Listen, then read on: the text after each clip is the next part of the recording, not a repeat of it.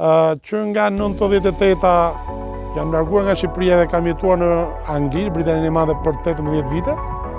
Jam kthyer këtu në fshatin tim ku kam lindur dhe kam ndërtuar këtë bujtin që shikoni pas meje.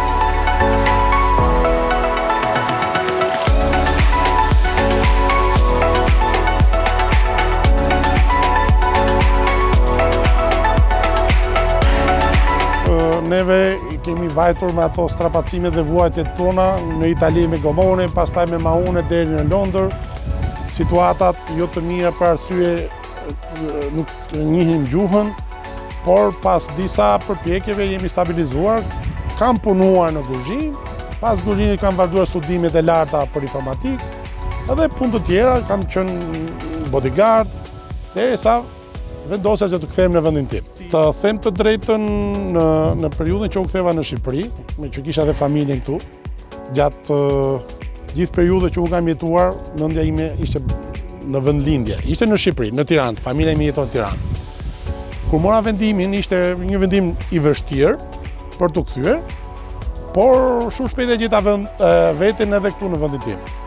Vazhdova në industrinë e turizmit, kam organizuar panelin e turizmit për disa vite, pastaj mendova, duke parë që vetmja mënyrë zhvillimi që do kishte në vendin tonë ishte turizmi, dhe vendosa të investoj në fshatin tim, duke ngritur një bujtinë.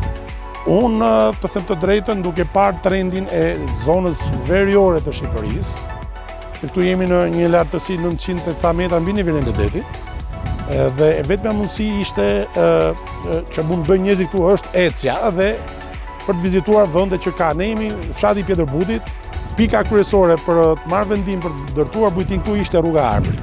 Ishte në fillimet e nisjes së rrugës, pavarësisht se shkoi një periudhë shumë e gjatë derisa tani përfundoi. Ishte shumë zonë e thellë, donte kohë të vinte, shumë transporti ishte shumë i vështirë, rrugët ishin pothuajse të pakalueshme, por tani nuk jemi më zonë e thellë, jemi një gjysmore nga Tirana. Vendimi për ta marrë këtë ishte kryesisht i imi, familja gjithmonë ishte nuk bëhet ky vend të ikim jashtë, unë nga jashtë erdha dhe mendoj që ky vend bëhet.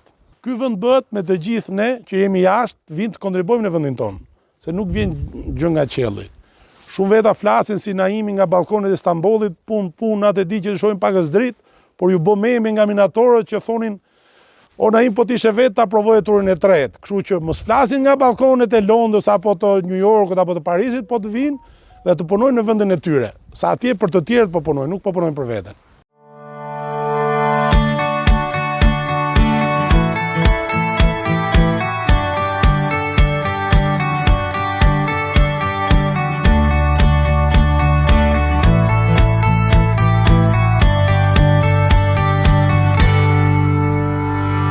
Bujtina është i përshtatur në strukturën e fshatit, pavarësisht se dritarët janë pak më moderne për t'ju përshtatur edhe kohës.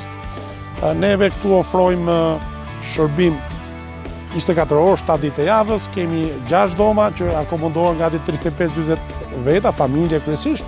Dhomat janë shumë të mëdhaja dhe komode. Ofrojmë kuzhinë tradicionale të zonës.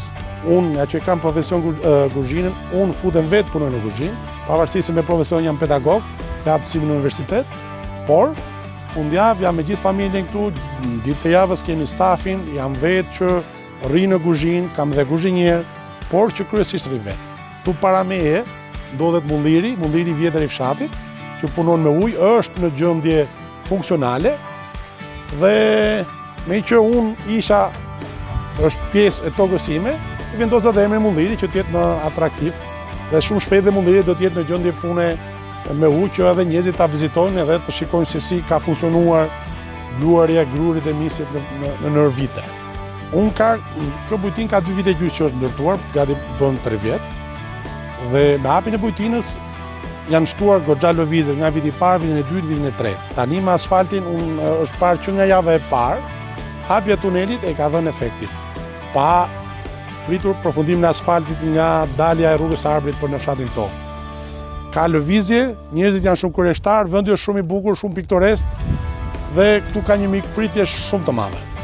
Neve Guribard është i shquar në zonën e Madhet, jo se po mburr fshatin Guribard, por dhe vetë zona e Madhet e di që Guribard ka një traditë të veçantë, veshje kemi ura të vjetra veneciane, kemi shtëpi muze, kemi histori, kemi dhe gatim. Veçantia kryesore është se këtu ka natyrë, gjelbrim, ujë pafund, burime pafund dhe është shumë oksigjeni në maksimum që njerëzit mund ta shijojnë në ecje, në mal, në rrugë të drejta, në zona që janë të pa eksploruar nga zona përreth. Plani biznesim ka qenë për 5 vjet. Duke parë në 3 vjeçarin e parë gjërat po rriten, besoj që shumë shpejt në të ardhmen nga gjarë do të shkojnë në 12 dhoma. Ka shumë kërkesë, sidomos fundjava janë të gjitha të rezervuara. Përveç se nga shqiptarët kam rezervimin të huaj nëpërmjet aplikacioneve Booking edhe që është diçka shumë e mirë. Me rrugën besoj që do ketë dyfishimin e rezervimeve, por inkurajoj dhe gjithë bashkëfshatarët e mi që jetojnë jashtë të investojnë se është diçka që ka perspektivë.